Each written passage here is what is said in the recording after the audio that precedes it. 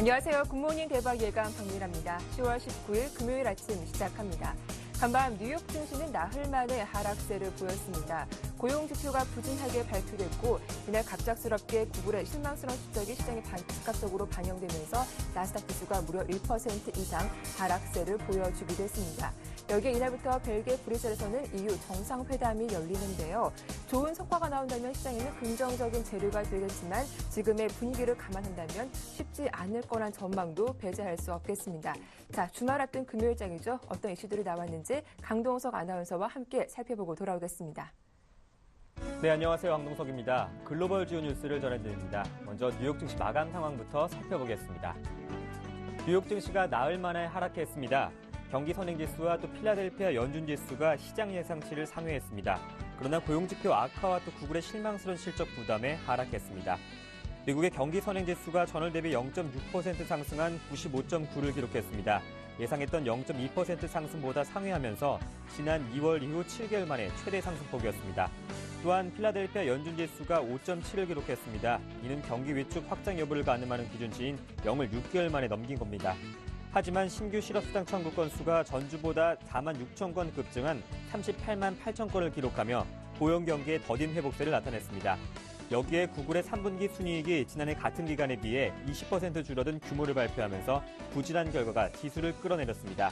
나스닥 지수가 가장 큰 폭으로 1.01% 하락했고 S&P 500 지수는 0.24%, 다우 지수는 0.06% 하락했습니다. 유럽 증시가 EU 정상회의에서 성과를 낼 것이란 기대감에 소폭 상승했습니다. EU 정상들은 유럽중앙은행의 역할 확대 방안을 논의하며 기대감은 커지고 있고 ECB의 은행 감독권 범위를 둘러싼 이견은 여전히 팽팽한 상태입니다. 또한 스페인의 10년물 국채금리가 5.45%로 지난달 대비 0.2% 하락하며 예상보다 낮은 금리로 발행했다는 소식이 호재로 작용했습니다. 나라별로 살펴보면 영국이 전월 대비 0.1% 상승했고 프랑스는 0.22%, 독일은 0.58% 올랐습니다. 오늘 마감한 미국의 3분기 기업 실적은 다소 실망스러웠습니다. 구글의 실망스러운 3분기 실적은 지수 하락에 큰 폭으로 작용했습니다. 장 마감 이후 실적을 발표하려던 구글은 뜻밖의 장중 3분기 순이익이 21억 8천만 달러, 주당 6.53달러에 그쳤다고 발표했습니다. 이는 지난해 같은 기간보다 20%나 줄어든 규모입니다. 또 직원들에 대한 스톡옵션과 모토로라 모빌리티 인수에 따른 비용 등 일회성 경비를 제외한 순이익 역시 주당 9.03달러에 그쳐 시장에서 예상했던 10.65달러에 비해 크게 못 미쳤습니다. 특히 이날 구글의 실적을 증권거래위원회에 보고하는 대행업체 사전 승인 없이 미리 보고서를 제출하는 바람에 예정과 달리 장중에 일반에게 실적이 공개됐고 주가에 미치는 충격이 더 컸습니다. 주가가 폭락하자 나스닥 시장위원회는 구글 주식 거래를 잠정적으로 중단하기도 했습니다. 미국의 경제 지표들은 엇갈린 모습을 보였습니다. 미국의 9월 경기 선행지수는 0.6% 상승한 95.9를 기록해 7개월 내 최대폭으로 올랐습니다. 이에 따라 올 겨울 경기 회복세가 기대되고 있습니다. 미국 필라델피아 인근 지역 제조업 경기를 나타내는 필라델피아 연준지수 또한 5.7을 기록했습니다. 이는 시장 전문가들의 예상치인 1.0을 상회하는 수치입니다. 그러나 지난주 4년여 만에 가장 낮은 수준을 기록하기도 했던 신규 실업수당 청구 건수는 급반등하며 지수 상승에 발목을 잡았습니다. 미국의 신규 실업수당 청구 건수는 38만 8천 건으로 시장 예상치 36만 5천 건을 넘어섰습니다. 변동성을 줄여 추세를 할 수 있는 4주일 이동평균 건수도 지난주 36만 5,500건으로 전주보다 다소 늘었습니다. EU 정상들이 벨기에에서 회의를 열고 그리스를 포함한 유로존 위기에 대한 해결을 논의할 것으로 기대되고 있습니다. EU 정상들은 이틀간 열리는 이번 회의에서 은행 동맹과 재정 통합 등 유로존 해법을 논의하고 그리스와 스페인 등 위기국가 지원 방안을 협의할 예정입니다. 프랑스 올랑드 대통령은 이날 회의에서 모든 은행을 유럽중앙은행 지휘 아래에 관리하는 은행 동맹안에 합의하고 내년 1월부터 시행하자고 제안했습니다. 그러나 메르켈 독일 총리는 은행 동맹의 속도가 빠른 것이 중요한 것이 아니라 문제는 내용이라며 기존 입장을 강하게 주장했습니다. 한편 이날 메르켈 총리는 정상회의에 앞선 독일 연방 하원 연설에서 금융거래세를 활용해 유로존 성장에 투자하는 펀드를 조성하자는 의견을 내놓기도 했습니다. 중국 경제가 4분기부터 반등할 것으로 보여집니다. 중국의 3분기 성장률은 2009년 1분기 6.6% 이후 3년 반 만에 최저치로 유로존 채무 위기와 또 미국 경제 회복 체제 등을 중국 경제가 여전히 어려움을 겪고 있음을 보여줍니다. 하지만 중국 정부는 이러한 하락세를 예상했던 것이라며 올해 성장률 목표 달성에 대해서는 자신감을 나타냈습니다. 전문가들도 중국 경제가 3분기에 바닥을 치고 4분기부터는 반등할 것이라는 관측을 내놓고 있습니다. 이러한 성장세는 내년에도 이어지면서 내년 중국의 경제 성장률은 올해보다 높은 8.1%나 8.2%로 전망하고 있습니다. 지금까지 글로벌 주요 뉴스였습니다.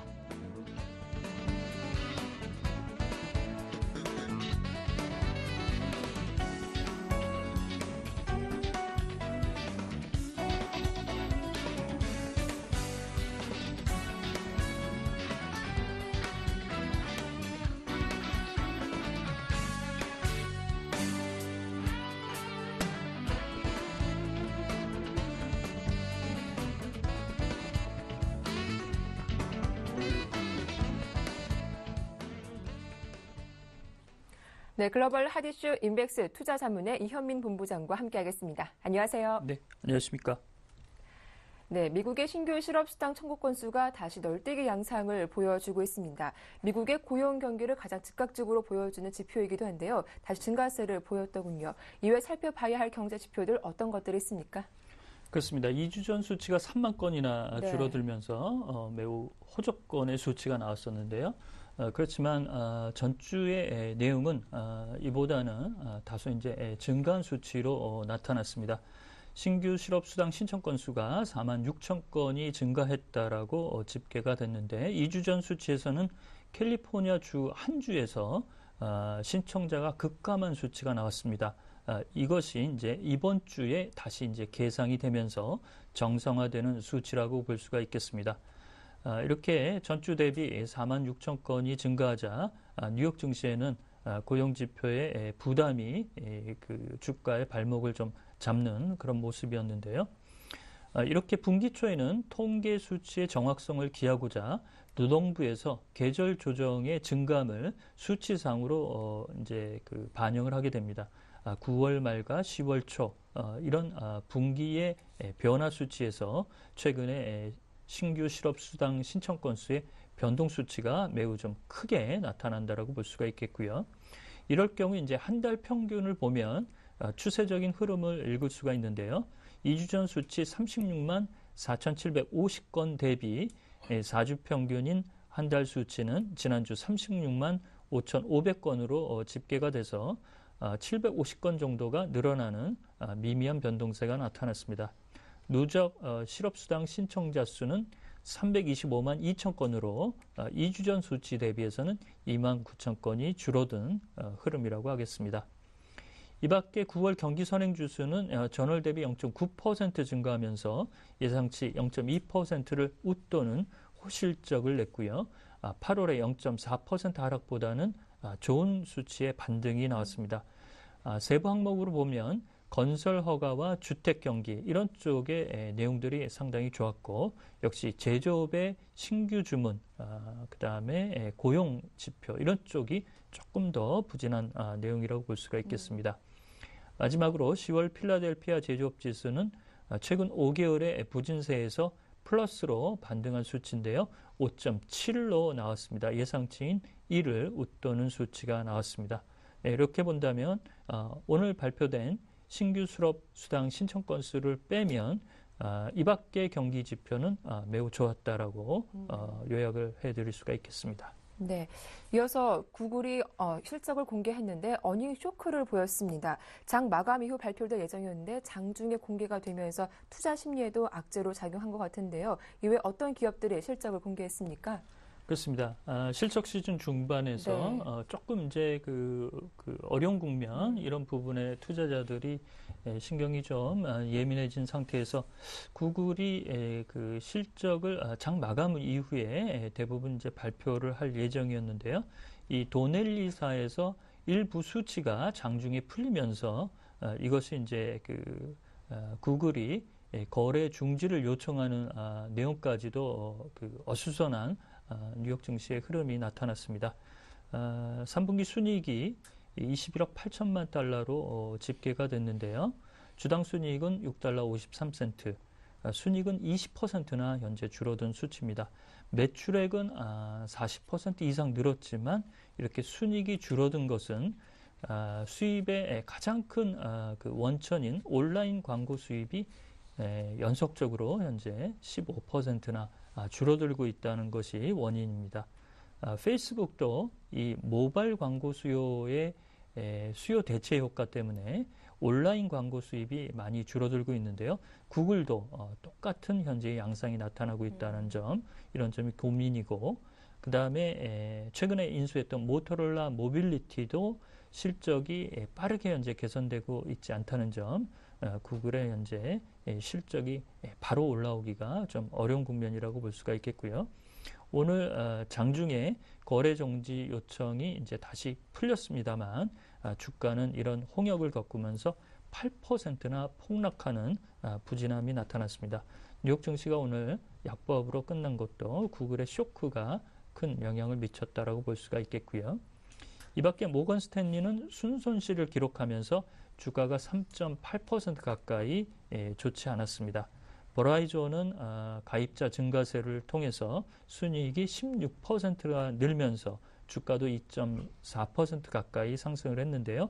오늘 버라이존 순이익이 그나마 좀 좋았다라고 볼 수가 있겠고, 마이크로소프트는 순이익과 매출 모두 예상치를 하회하는 부진이었지만 네. 그 낙폭이 그 예상치보다 크지 않았기 때문에 주가는 마이너스 0.3% 정도에서 마무리됐다라고 말씀을 드립니다. 네. 또 어제 기대가 모아졌던 중국의 3분기 GDP 성장률이 예상치에 부합하는 수치로 발표가 됐습니다. 이제 경착륙 우려는 좀 줄어들게 될까요? 올해 목표치는 맞출 것으로 보입니다. 네. 애널리스트들도 이제 좀 자신감 있게 코멘트가 나오는 것 같고요.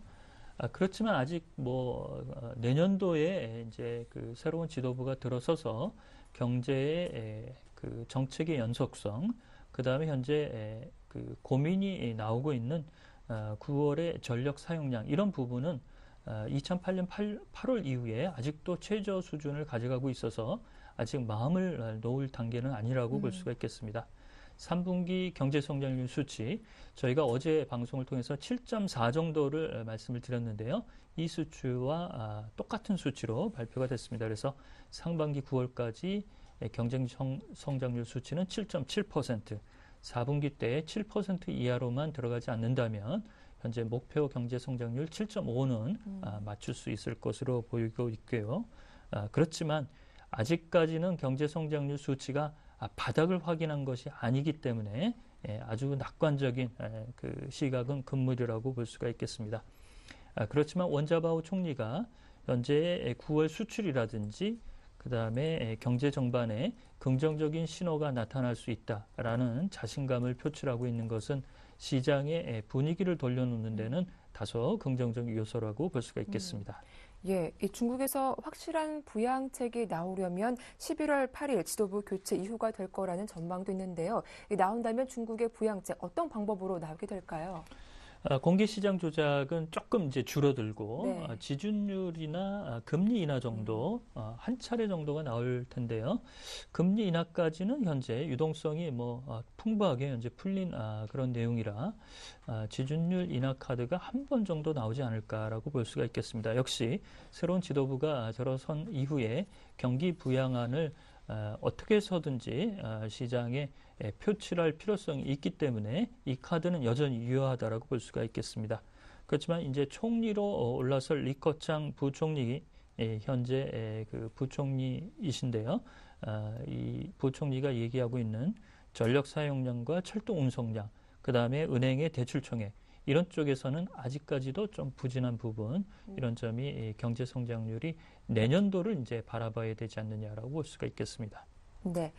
끝으로 ECB가 추진하고 있는 은행 감독기구가 EU 조약에 위배된다는 유권 해석이 나왔습니다. 이 논의가 EU 정상회담에서 좀 이루어지게 될까요? 그렇습니다. 폭넓게 이루어질 거고요. 네. 아무래도 이제 EU 회원국이 ECB 쪽에 은행 감독권을 그 관할 쪽으로 넘기게 될 경우 스웨덴이나 폴란드 등은 ECB에서 이 그 의결권이 없기 때문에 이를 좀 가져야 된다라는 필요성을 현재 요구하고 있고요.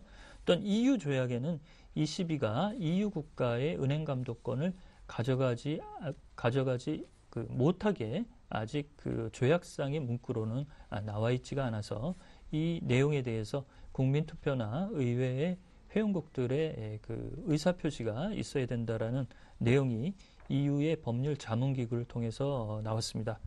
독일은 은행감독기구를 ECB에 설치하는 것이 회원국의 여건을 봐서 추진해야 될 문제다라고 아직까지 서두르고 있지 않은 입장이고, 드라기 총재도 은행감독기구가 내년 초에 출범하기는 어렵겠다라는 물리적 내용을 현재 토로하고 있다는 점, 이런 점에서는 이런 그 법률상의 문제와 회원국의 그 의회 승인 이런 부분까지도 같이 아울러야 되는 그런 내용들이 EU 정상회담에서도 폭넓게 현재 토론이 될 것으로 예상을 할 수가 있겠습니다. 네, 자 지금까지 인백스 투자자문의 이현민 본부장과 글로벌 핫이슈 함께했습니다. 도움 말씀 고맙습니다.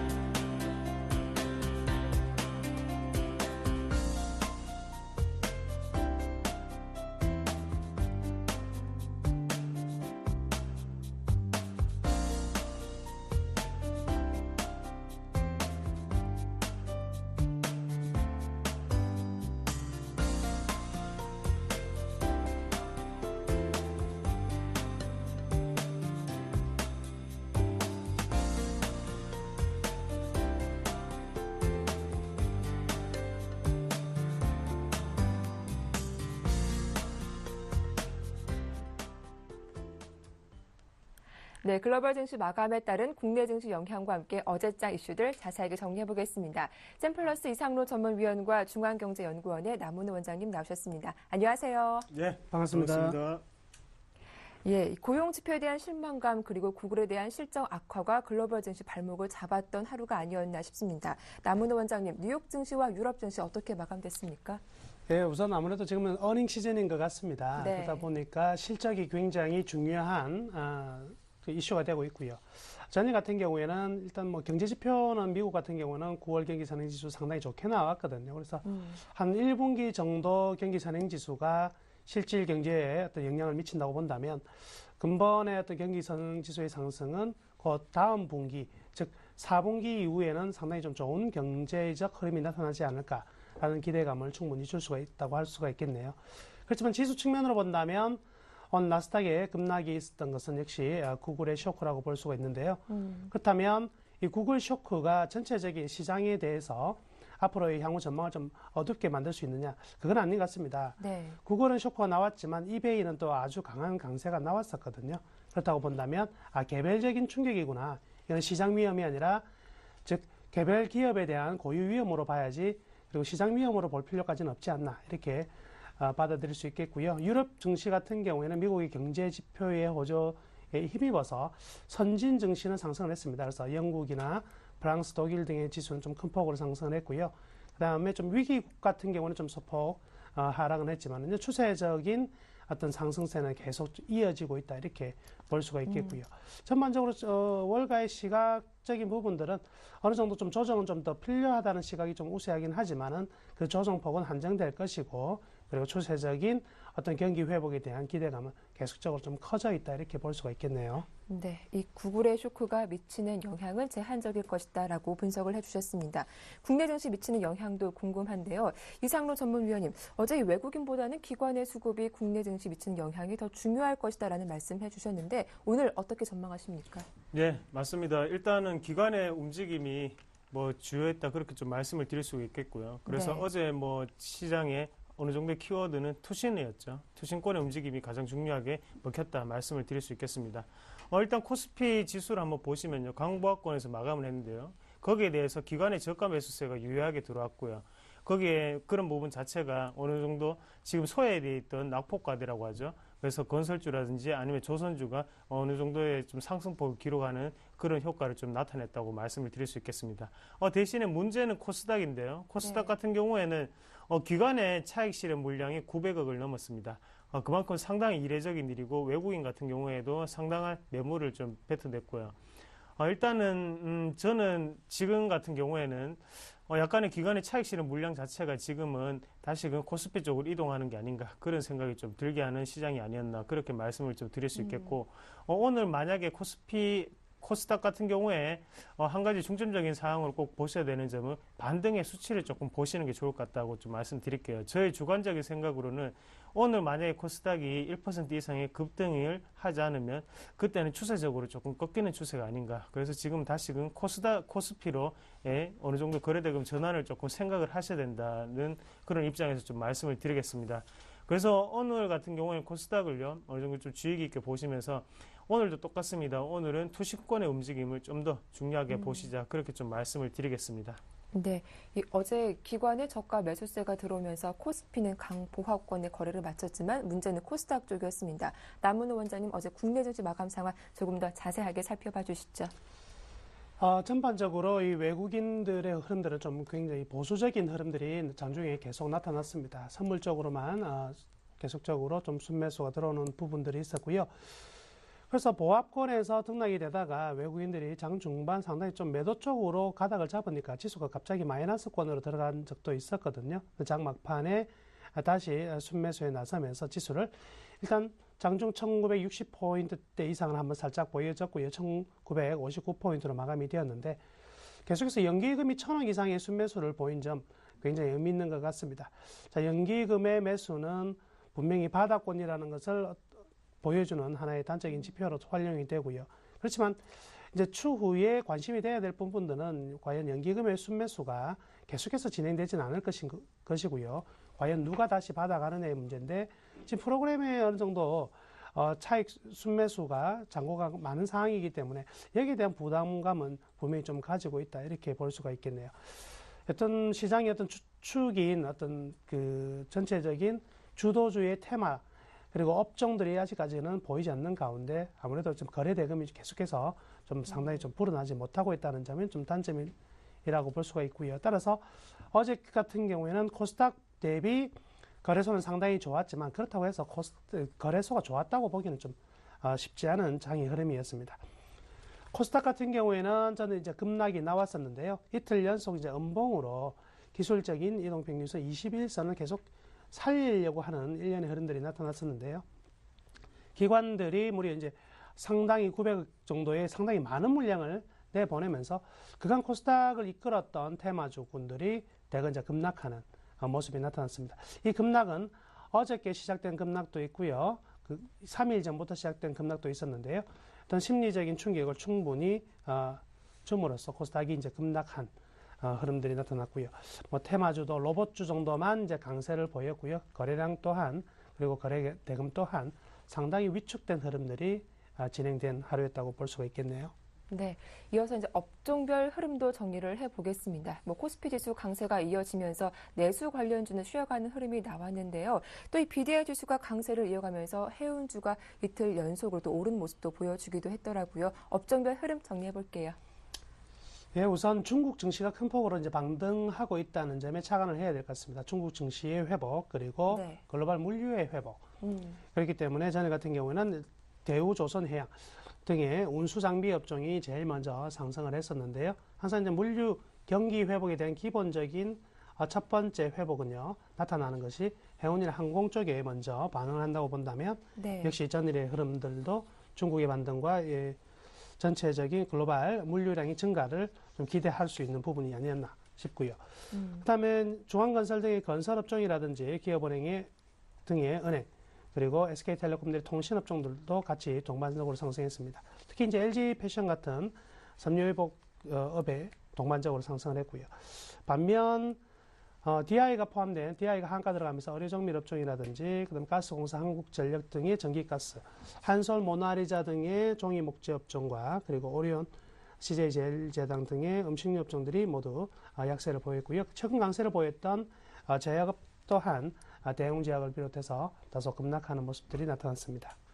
예, 이 경기 회복에 대한 기대감이 나올 때는 뭐 물류와 해운 관련주가 강세를 보인다라는 말씀을 해주셨는데 어제 특징적으로 대우조선해양이 5% 이상 급등세가 나오기도 했더라고요. 이상로 전문위원님, 특징 종목들 한번 살펴볼까요? 네, 먼저 우선적으로 좀 대우조선해양을 좀 말씀을 드리겠습니다. 네. 일단 조선주의 다시금 봄날은 오는가라고 좀 말씀을 좀 드릴 수 있겠는데요. 그만큼 좀 수급적인 부분을 보시더라도 일단은 기관의 저가 매수세가 상당히 유효하게 좀 들어왔다고 좀 보시는 게 좀 좋겠고요. 거기에 대해서 지금 같은 경우에는 추가적인 상승세를 불러일으킬 수 있는 자리입니다, 분명히. 하지만 항상 주식이라는 게 항상 우리에게 애매한 질문을 항상 던집니다. 어제 같은 경우에도 주식 같은 경우에는 21선을 막고 내려오는 모습이었는데요. 그만큼 한 번 더 갈림길에 서 있다, 그렇게 좀 말씀을 드릴 수 있겠고요. 여기서 눌림목이 좀 들어갈 수 있는 패턴이 나올 수도 분명히 있다고 좀 말씀드리겠습니다. 일단 올랐던 이유를 한번 살펴보신다면 일단은 유럽의 재정위기 우려감 자체가 좀 완화됐다는 점을 좀 들 수가 있겠죠. 그래서 네. 오늘 같은 경우에도 스페인 국채 입찰이 어느 정도 성공적으로 마감이 됐습니다. 그런 부분 자체가 유럽의 이슈 같은 경우에 좀 호의적으로 좀 볼 수 있는 시장이 아닌가, 그렇게 좀 말씀을 드릴 수가 있겠고요. 물론 유럽 증시가 지금 계속적으로 오르는 이유도 어느 정도의 조선주의 상승에 기인했다, 그렇게 좀 말씀을 드릴 수 있겠습니다. 그만큼 대우조선해양이라든지 아니면 현대중공업 같이 지금 저가 매수세가 들어올 수 있는 종목군은 지금 좀 지켜보시는 흐름이 나올 수 있다, 그렇게 좀 말씀을 드리겠고요. 한 가지 종목을 좀 더 말씀을 드리면요. 코오롱 플라스틱을 조금 말씀을 드리겠는데요. 코오롱 플라스틱 같은 경우에는 어제 급등을 했습니다. 네. 급등을 했는 이유를 한번 보시면 독일의 엔지니어링 플라스틱이라고 하죠. 그래서 테마주로 따진다면 차량 경량화 수혜주입니다. 그만큼 코오롱 플라스틱이 지금 올랐던 이유는 뭐 전시회 참가 소식도 있었겠지만요. 가장 중요한 거는 저가 매수세, 그리고 두 번째로 중요한 거는 다음에 2분기 실적 또한 괜찮았다가 되겠죠. 그만큼 3분기에도 실적이 조금 기대가 되는 거고요. 하지만 주가는 많이 빠진 상태였습니다. 그만큼 다시금 올라오는 반등폭 자체가 조금 크게 나타날 수 있는 상태고요. 거기에 대해서 지금 수급적인 부분을 한번 보시더라도 연기금의 대량 매수세를 조금 들 수가 있겠습니다. 그래서 매도는 전혀 없었고 대신에 매수만 있었거든요. 그만큼 지금 어느 정도 바닥을 확인하고 난 다음에 올라가는 과정이라고 좀 보는 시각이 유효하지 않겠나 보실 수 있겠고, 주봉상으로 한번 분석을 해보시더라도 지금 같은 경우에는 8,000원이라든지 아니면 9,000원까지도 쉽게 좀 갈 수 있는 자리가 아닌가. 그만큼 주봉상으로 의미 있는 상승폭이 있었죠. 이 부분만을 지켜준다면 크게 오를 수 있는 자리다. 밑에 거래량 또한 다시금 느는 역전 현상이 좀 나타나는 거고요. 그래서 꾸준히 한번 좀 지켜보시는 종목군이 되자, 그렇게 말씀드리겠습니다. 네. 이어서 코스닥 분위기도 확인을 해보겠습니다. 어제 코스닥 지수는 2.6% 급락이 나왔는데요. 그동안 코스닥 지수 강세를 이어가던 이 엔터주와 게임 관련주가 큰 폭의 급락세를 보여주기도 했습니다. 이제 이런 관련 업종들 랠리는 끝났다라고 볼 수 있을까요? 굉장히 좀 어려운 질문인데요. 네. 코스닥의 랠리는요, 저는 끝났다고 보지는 않습니다. 자, 학습 효과 같은데요. 2,550포인트와 450포인트 박스권 장세가 2009년 9월 이후로 계속 진행이 되었거든요. 그간에 코스피는 상당히 좀 많은 상승도 보였었고요. 네. 그리고 또 한 번 하락이 일어났었고요. 최근에 이제 회복되고 있는 부분인데, 최근에 코스닥이 460포인트대에서 550포인트 같은 강한 흐름들이 나온 다음에 지금 충격파가 나타나고 있는 것은 전일 같은 경우는 기관들의 매도세, 즉 박스권에 대한 부담감을 지금 보여주고 있는 부분인 것 같거든요. 그렇지만 우리나라 증시가 코스피 또한 현 장세에서 계속 미끄러져 내려갈 가능성이 굉장히 희박하고요. 최소한 어떤 박스권 장세에서 그리고 점진적인 회복이 일어날 가능성이 좀 많다고 본다면 이 코스닥 또한 지금 단기적인 조정은 있겠지만은 중기적인 추가적인 상승은 충분히 가능할 것으로 저는 예측을 하고 있습니다. 네, 알겠습니다. 그렇다면 이 업종, 그나마 좀 강세를 보였던 업종은 코스닥 쪽에서 있었습니까? 저도 네. 워낙에 시장이 안 좋았는데요. 네. 그나마 비금속 업종, 시멘트군의 강세로서 유일한 동양시멘트에 포함된 비금속 업종은 강세였습니다. 시멘트 업종은 사실 코스닥다운 업종이라고 보기 좀 힘들겠죠. 네. 따라서 대부분의 모든 업종은 하락했는데요. 특히 로엔이 포함된 출판업이라든지 로만손 등이 포함된 기타 제조업, 그리고 다음이 큰 폭으로 하락했습니다. 네. 인터넷주들, 그리고 위메이드라든지 오락 문화, 파라다이스, 그리고 SM 등의 종목들 대부분 큰 폭으로 하락한 하루였습니다. 예, 어제 이 코스닥 쪽 시가총액 상위 종목군을 봐도 오른 종목은 거의 없었고 저 급락세가 대부분 나왔었는데 어제 간밤 구글도 급락을 했었고요. 다음도 보니까 어제 10% 이상 급락이 나왔더라고요. 이상로 전문위원이 왜 이유가 뭔가요? 네, 일단은 루머가 돌고 있는 것부터 한번 먼저 확인해 보는 게 좋을 것 같은데요. 네. 오버추어와의 지금 재계약 불확실성을 좀 덜 수가 있겠는데, 제가 오버추어에 대해서 좀 쉽게 좀 설명을 해드린다면 광고 대행사라고 좀 말씀을 좀 드릴 수 있겠습니다. 그러면 영업을 하는 회사라고 보시면 되는 거고요. 그래서 오버추어를 통해서 오버추어라는 회사가 다시금 영업을 해서 어느 정도 광고의 매출을 좀 올리는 그런 시스템으로 돌아가는데, 오버추어에서 하는 매출 자체가 지금 매출의 50% 넘는단 말이죠. 네. 그런 부분 자체가 재계약이 안 되게 되면 다음에서도 매출이라든지 아니면 영업이익에 큰 타격을 입는 건 아닌가라는 루머가 좀 돌았는 게 그 시장에 큰 하락폭을 좀 기인을 했다고 생각을 하고요. 그리고 가장 중점적인 이유는 일단 수급적인 부분이겠죠. 그만큼 어제는 기관의 차익 실현 물량이 상당히 많이 나왔습니다. 그래서 우리가 다음을 같이 한번 보시면요. 제가 한번 뒤집어서 차트를 한번 같이 한번 보도록 하겠습니다. 뒤집어서 같이 한번 보시면 지금은 전 고점 자체를 지금 다시금 강하게 때리는이라는 표현을 써서 좀 그런데요. 그만큼 강하게 상승하는 흐름이 좀 나타났다고 좀 보시면 되겠고요. 거기에 대해서 거래량 또 많이 붙은 상태입니다. 그만큼 지금은 거꾸로 봤을 때 상당히 우상향으로 갈 수 있는 그런 패턴이 나타날 수 있겠죠. 그만큼 지금 같은 경우 조금 조심해야 되는 때가 아닌가, 그렇게 좀 말씀을 드릴 수가 있겠고요. 만약에 이것을 원래대로 다시 한번 돌려서 한번 본다면 그때는 추가적인 하방 이탈이 조금 보이는 경우가 아닌가, 그렇게 조금 조심스럽게 좀 말씀을 드리겠습니다. 그리고 지금 코스닥의 가장 큰 문제는 주도주가 지금 다 빠진 상황이라는 거죠. 그래서 지금은 시장 분위기 자체가 다시금 대안주를 찾으려고 하는데 대안주가 지금 아직까지 떠오르지 않고 있습니다. 그만큼 성장성에 기인해서 지금 코스닥의 트렌드가 움직여가는 경우고요. 성장성이다 보니까 그만큼 차익 실현 매물이 조금 빨리 나왔다고 좀 보시는 게 좋겠고요. 거기에 대해서 향후의 성장성을 한번 본다면 그렇게 쉽게 꺼질 시장은 아니다라고 그렇게 조금 말씀을 좀 드리겠고요. 한 가지 종목을 좀 더 말씀을 드리면요. 일단은 놀자주라고 하죠. 그래서 일단 파라다이스를 조금 말씀을 드리겠는데, 매도를 2만 원 이상의 2만 원 정도에서 좀 하시자, 그런 말을 좀 많이 드렸는데요. 그만큼 2만 원대는 힘든 구간입니다.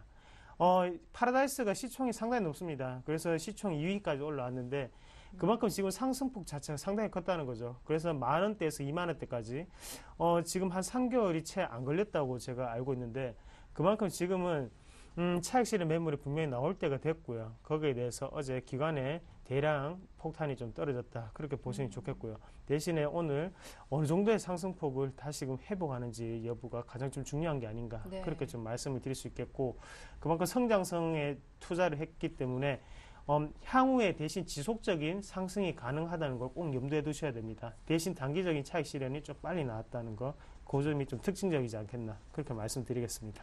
네, 이렇게 어제 좀 급락이 나왔던 다음과 파라다이스 두 종목 흐름 정리해봤습니다. 이어서 매매 동향도 정리를 해볼 텐데요. 남은 원장님, 코스피 쪽 상황 좀 간략하게 정리해 주시죠.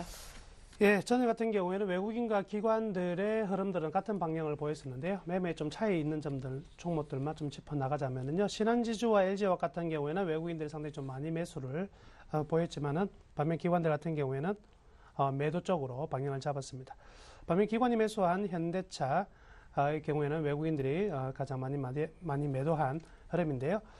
외국인들과 기관들의 어떤 차이점은 서로 동반적으로 매수하지만 같은 종목을 매수하기보다는 조금은 서로 다른 성질을 가진 종목들을 매수하더라, 그래서 외국인들의 삼성전자 사랑이 곧 기관들의 LG전자 사랑으로 이어지는 전일의 특징적인 흐름들이 나타났다 이렇게 볼 수가 있겠습니다. 네, 알겠습니다. 마찬가지로 코스닥 분위기도 확인을 해볼 텐데요. 이상로 전문위원님, 코스닥 핵심 종목만 좀 간략하게 살펴볼게요. 네, 일단 뭐 외국인 순매수 상위 종목은 뭐 다음이라든지 KG모빌리언스, 휴비츠 같은 종목군 있겠죠. 그리고 기관 같은 경우 ELK, CTC 바이오, 실리콘웍스, 밀파스, 덕산아이메탈 같은 종목군 보이는데 키워드는 딱 한 개입니다. 기관의 매수세를 보시면 IT 부품과 저가 매수세 그렇게 좀 말씀을 좀 드릴 수 있겠습니다. 네, 알겠습니다. 지금까지 샘플러스 이상로 전문위원과 중앙경제연구원의 남문호 원장님 두 분과 함께했습니다. 두 분 모두 수고 많으셨습니다. 예, 고맙습니다.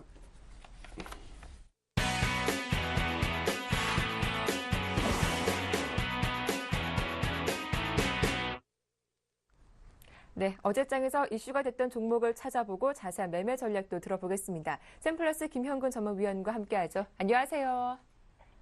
네, 안녕하세요. 예, 어제 코스피 지수가 강보합권에 마감을 하면서 1960포인트 코앞까지 올라갔습니다. 그 가운데 이슈가 됐던 종목은 어떤 종목이 있을까요? 예, 그렇습니다. 어제 바로 이제 중국의 3분기 GDP 성장률 발표를 했는데, 네. 일단 뭐 예상치만큼 뭐 나왔다고 시장에서는 좀 판단을 하고 있습니다. 7.4% 발표를 했는데요. 역시 이제 계속 지속적인 좀 경기 불황 이런 부분은 좀 나타내졌지만, 사실상 중국 지표를 보자면 약간의 이제 바닥을 형성을 하고 회복되는 그런 국면에 좀 들어가고 있는 것 같습니다. 앞으로 좀 기대감인 것 같은데요. 관련해서 이제 두산 인프라라는 종목을 좀 점검해 보도록 하겠습니다. 중국의 그런 성장률을 봤을 때 오히려 지금 3분기를 저점으로 해서 4분기부터는 회복세가 나타날 것이라는 이러한 좀 기대감이 확산이 되고 있는 상태인데요. 그렇다면은 우리가 이제 전통적으로 뭐 중국 관련 수혜주라고 볼 수 있는 이러한 뭐 굴삭기 관련 기계 업종이라든가 뭐 화학이라든가 철강이라든가 이런 쪽도 좀 관심을 가질 필요가 좀 있을 것 같은데요. 두산인프라 같은 경우 바로 대표적인 굴삭기 판매 업체죠. 3분기 최근에 뭐 주가의 흐름을 좀 보면 아시겠지만 3분기 실적은 좀 좋지 못합니다. 왜냐하면 뭐 굴삭기 판매가 계속 줄어들었기 때문에 실적이 좀 좋지 못한 부분. 본사는 물론해서 중국의 자회사 부분도 좀 적자를 볼 것으로 예상이 되고 있습니다. 그러다 보니까 이러한 부분들이 주가에 좀 반영이 되면서 최근 뭐 주가는 계속해서 좀 지지부진한 흐름을 좀 보여주고 있는 상황이죠. 하지만 이제 앞으로 이제 경기 부양 시행이 좀 지연되고 있는 부분이죠. 우리가 이 부분에서 조금 회치를 할 부분은 지연되고 있다는 거죠. 이제 나중에 안 할 수는 없다는 거예요, 사실. 그래서 앞으로 실행하는 부분이 뭐 사실 그대로 진행이 될 거기 때문에 11월 달 뭐 정권 교체 이후에 경기 부양책에 대한 어떤 구체적이고 실질적인 이러한 행동들이 하나하나 좀 마련이 된다면 이러한 또 관련한 종목, 두산인프라 같은 종목들이 그러한 경기 부양과 또 맞물리면서 실질적으로 실적적인 부분을 또 확인해 봐야 되겠지만 충분히 좀 좋은 흐름이 나타나지 않을까 이러한 흐름을 좀 예상을 해봅니다. 사업 부분별로 좀 보자면 뭐 건설기계 사업 부분도 좀 사실 좀 적자가 예상이 되고 있고요. 그리고 밥켓 같은 경우에도 기대 이하의 영업 실적이 예상이 되고 있습니다. 미주 지역에서는 호조세를 보여주지만 유럽 지역에서 판매 감소 부분을 보여주기 때문에 실적이 좀 좋지 못할 것 같고요. 다만 공작기계 부분 이러한 부분은 좀 글로벌 경기 불황에도 좀 양호한 실적이 좀 예상이 되고 있습니다. 그 부분은 이제 대미 수출 증가가 되고 있고 대신에 유럽이나 중국 이러한 쪽이 좀 부진한 상태지만 대미 쪽에서 좀 좋은 그런 수출 부분을 좀 보여주고 있습니다. 그래서 이러한 뭐 어려운 지금 상황이기 때문에 이 부분이 이제 주가에는 좀 어느 정도 반영이 되지 않았나 이러한 판단을 좀 해보고요. 이러한 부분이 주가에 만약에 뭐 반영이 아직 안 됐다면 주가는 이미 오히려 더 지금 어려운 국면을 좀 접어들어야 될 것이라고 생각을 합니다. 이따 차트를 좀 보시면 아시겠지만 하반 경직성을 좀 확인해주는 그러한 모습이기 때문에 앞으로 이런 유럽이라든가 중국의 매크로 이슈 해결 부분이라든가 미국의 민간 투자 부분이 증가가 진행이 된다면 동사의 실적의 턴어라운드 부분 되는 부분을 좀 기대를 해볼 수 있을 것 같습니다. 차트를 좀 보시면서 매매 전략을 좀 세워보도록 하겠습니다. 근데 차트를 좀 보시면 이런 전일 좀 강한 양봉이 좀 형성이 됐죠. 그리고 이제 수급적인 부분도 전일 좀 외국인 기관의 매수가 좀 유입이 된 부분이 좀 눈에 띄고 있고요. 특히 이제 주봉이나 월봉을 좀 길게 보시면 이러한 좀 하방 경직성 15,000원을 이탈하지 않는 이러한 부분을 좀 우리가 확인을 좀 해볼 수가 있고요. 현재 상태에서 상단 밴드까지는 한번 반등을 좀 노려볼 수 있는 구간이 아닌가 이렇게 생각을 합니다. 매매 전략을 말씀드리면 매수가는 17,500원에서 18,000원 제시를 해드리고요.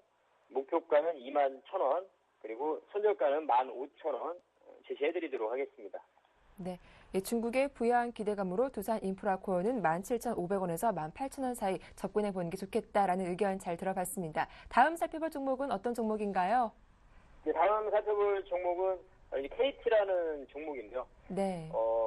어제부터 EU 정상회담이 이제 실시가 됐는데, 뭐 회담에서 우리가 좀 기대하는 만큼의 어떤 결과물은 좀 나오지 않을 거라고 좀 예상을 사실 하고 있는데요.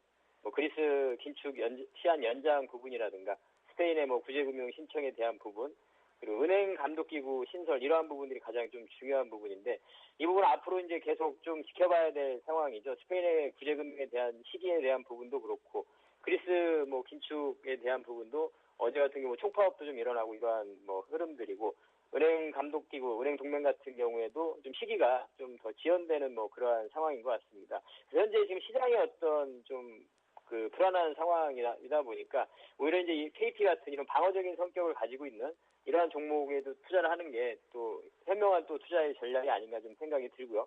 사실 이제 실적적인 부분을 좀 보자면 3분기는 좀 부진할 전망입니다. 최근에 주가의 흐름은 상당히 좀 좋은 편이었죠. 시장 대비해서 뭐 상당히 좋은 편이죠. 6월달에 좀 저점을 형성하고 뭐 꾸준한 상승을 좀 보여준 이후에 9월달부터는 약간의 좀 횡보 그런 국면을 좀 보여주고 있는데요. 3분기 실적이 좋지 못했던 이유를 보자면 이제 갤럭시 부분이죠. 지난 9월달에 갤럭시를 둘러싼 단말기 제조사들의 어떤 힘겨루기라든가 과도한 마케팅 경쟁 이런 부분으로 좀 실적이 좀 부진했다고 판단했습니다. 하지만 이제 가입자당 평균 수익 우리가 이제 아르프라고 하는데요. 그 부분이 이제 기대치가 조금 높아지고 있고요. 그럼 연말에 또 이제 배당 시즌이 다가오기 때문에 동사 같은 경우 배당 수익률 5.7% 정도 되죠. 그래서 연말까지 해서 한 차례 더 상승을 좀 보여줄 가능성이 좀 크다고 좀 판단을 하고, 아까도 말씀드린 이런 글로벌 변수가 좀 불확실한 상황에서 당분간에 또 방어주 역할도 좀 할 거라고 보고 있습니다. 그리고 이제 알뜰폰 가입자가 어제 같은 경우에 100만 명이 돌파했다는 그러한 또 분석이 나왔죠. 그래서 이러한 알뜰폰에 대한 MVNO 사업자에 대한 그런 가입자를 뺏긴다기보다는 오히려 그런 아르파가 낮은 고객을 마케팅 따로 비용 없이 유치하는 효과가 있다고 생각을 합니다. 그래서 오히려 뭐 동사에 크게 나쁠 부분은 아니라고 생각하고, 매출의 뭐 그런 가입자 부분, 매출에 또 미치는 영향은 상당히 미미한 부분이기 때문에 뭐 큰 부분은 아니라고 생각을 하고요. 그런 자회사, 디스카드라든가 스카이라이프 이러한 또 자회사들의 실적 호조가 지속이 되고 있기 때문에 충분히 지금 현재 시장과 이런 동사의 기업적인 부분을 봤을 때도 좀 접근이 가능할 것 같습니다. 차트를 좀 보시면서 매매 전략을 좀 말씀드리면, 아까 설명드린 대로 이러한 6월달에 좀 저점을 형성하고 이러한 장기평선을 돌파하고 나서 옆으로 좀 이렇게 횡보 국면을 좀 보여주고 있는데요. 그리고 이제 수급적인 부분도 기관에서 보면 좀 되게 외국인이 약간은 좀 매도세도 좀 나오긴 했습니다만, 아직까지 뭐 그런 양호한 그런 수급적인 부분, 특히나 이제 기관 쪽에서 최근에 좀 매수를 많이 해주고 있죠. 투신을 중심으로 해서. 그래서 현재 이러한 흐름 속에서 매매 전략을 좀 말씀드리면, 매수가는 35,000원에서 35,250원, 목표가는 39,000원, 손절가는 33,000원 제시해드리도록 하겠습니다. 네, 이렇게 KT까지 대응 전략 살펴봐 드렸습니다. 오늘 도움 말씀 고맙습니다. 네, 감사합니다. 지금까지 샘플러스 김현근 전문위원과 함께했습니다.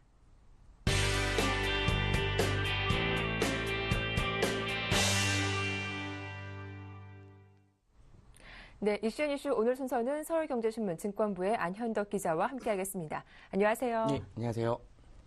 네, 유가 상승과 지구 온난화 문제 등으로 에너지 문제가 국내외 이슈로 꾸준히 제기가 되고 있는데요. 이에 따라 정부가 중장기 에너지 정책을 내놨다고 해서 관심이 모아지고 있습니다. 어떤 내용들이 포함되어 있습니까? 예, 앞으로 전기를 보내는 비용을 감안해 수도권은 전기요금을 더 내게 됩니다. 기름값 안정을 위해 국제 석유 거래소 설립이 추진되며, 기온 상승으로 재배가 어려운 농산물은 북한에서 키우는 방안도 중장기적으로 검토됩니다. 기획재정부는 18일 이 같은 내용을 뼈대로 하는 중장기 기후변화 에너지 정책 방향을 발표했습니다. 20년에서 30년 이상의 중장기 대책을 내놓은 것으로 당장 시행되는 것은 아니지만 정부의 정책 방향을 명확히 밝혔다는 점에서 의미가 있습니다. 우선 눈에 띄는 내용은 송전 비용을 감안해 지역별로 전기요금을 다르게 하는 지역별 요금제인데요. 여기에 시간대별로 요금이 달라지는 실시간 요금제도 도입됩니다. 국제 트레이더와 소요기업이 참가해 원유를 비롯한 석유 관련 제품과 선물을 거래하는 국제 석유 거래소도 만들어지는데요. 우리나라에서는 경작이 안 되는 작품의 대체 재배지를 북한 지역에 확보하고 남북 공유 하천을 통합 관리하는 방안도 추진됩니다. 지구 온난화에 따라 농업 생산 방식을 바꾸고 날씨 관련 판상품 도입을 검토하는 내용도 담겼습니다. 전기 효율이 낮은 제품에 세금을 더 물리는 제도가 검토되며 기존 전력망의 정보기술을 접목해 효율적인 전력 사용을 가능케 하는 스마트 그리드는 보급도 확대됩니다. 네. 우리네 서민들의 가장 큰 관심거리 중에 하나가 바로 내 집 마련입니다. 그만큼 내 집 마련의 꿈을 이룬다는 게 쉽지는 않은데요. 이에 따라 무주택 세대주의 내 집 마련을 돕고자 정부가 정책을 발표했다고요? 예, 국민주택기금의 대출금리가 0.5%포인트 인하됩니다. 네. 이에 따라 무주택자나 무주택자의 내 집 마련이나 전세대출 부담이 줄어들 전망입니다. 국토해양부는 무주택 서민의 주거 안정을 지원하는 국민주택기금의 대출금리와 주택기금의 주요 재원인 청약저축 금리를 인하해 12월 중순부터 시행한다고 18일 밝혔습니다. 이에 따라 근로자 서민 전세 자금의 경우 연 4.0%에서 3.5%, 생애 최초 주택 구입 자금은 4.2%에서 3.7%로 근로자 서민 주택 구입 자금은 5.2%에서 4.7%로 각각 0.5%포인트 인하할 방침입니다. 국토부는 이와 함께 내년에는 전세 구입 자금을 올해 약 6조 1,500억보다 4조 원 이상 확대한 10조 1,500억 원을 지원한다는 계획입니다. 대출 금리가 인하되면서 청약저축 예금 금리도 가입 기간별로 각각 0.5%포인트씩 인하됩니다. 대출 금리 인하는 관계부처 협의, 청약저축 금리 인하는 주택 공급에 관한 규칙 개정안에 대한 입법 예고들을 거쳐 올해 12월 중순경부터 동시에 시행될 예정입니다. 네, 이 내 집 마련과 함께 재테크에 대한 관심도 끊이지가 않고 있습니다. 국내 한 보험사가 고액 자산가들의 투자 선호도를 조사했다고 하는데요. 고액 자산가들은 어떤 투자를 선호합니까? 고액 자산가들은 투자처를 선택할 때 네. 수익률에 집착하기보다는 절세 쪽에 더 포커스를 맞추고 있는 것으로 나타났습니다. 특히 상속수단으로는 산속재 납부를 위한 재원 마련이 별도로 필요하지 않는 종신보험에 대한 선호도가 높았습니다. 삼성생명이 전국의 9개 파이낸셜 플래닝 센터를 이용한 고객 360명을 대상으로 설문조사를 실시한 결과 투자 상품으로 전체 응답자의 23.1%가 비과세 저축 상품을 선호한다고 답해 1위를 차지했습니다. 이는 저금리로 높은 수익률을 기대할 수 없는 만큼 절세에 치중한다는 의향이 반영된 것으로 분석됩니다. 비과세 저축 상품에 이어 부동산과 예적금, 펀드, 주식, 채권 등이 뒤를 따랐습니다.